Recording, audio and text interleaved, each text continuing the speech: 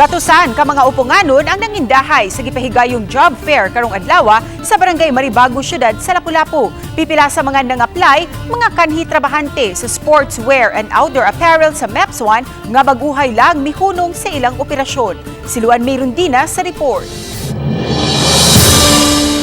Sayo pa lang sa buntag, midagsa na sa covered court sa Barangay Maribago ang gatusan ka mga aplikante.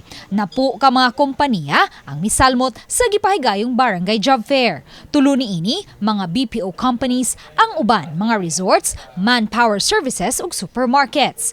Lakip sa mga nangindahay ang duha ka mga kanhi trabahante sa usa ka sportswear and outdoor apparel company sa MEPZ nga bag-uhay lang mihunong sa operasyon.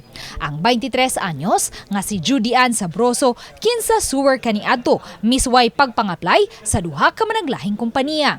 Pagka-service crew sa usa ka resort ug pagka-production company sa usa ka kompanya ang iyang gi-applyan. So ay lang. Basin pa din ada tong swerte. Nangindahay usab nga makatrabaho ang 46 anyos nga kanhi suwer nga si Helen Insila. May duha pa sila ka mga anak nga nagtungha sa high school ug senior citizen na ang iyang bana. Busa giswayan niya pag-apply ang ubang job openings sama sa housekeeping ug utility. Layo ra sa akong trabaho pero sa pagkakaron mo try lang ko kay sa akong pangidaron basin og kanang dili na ko ma-hired. Matud ni Kim Francisco, Peso Manager sa Lapu-Lapu City, nga may lamesa gayud silang gilain alang sa mga displaced workers aron sila mapaubo sa profiling ug magiyahan kung asa sila posibleng maka-apply og trabaho.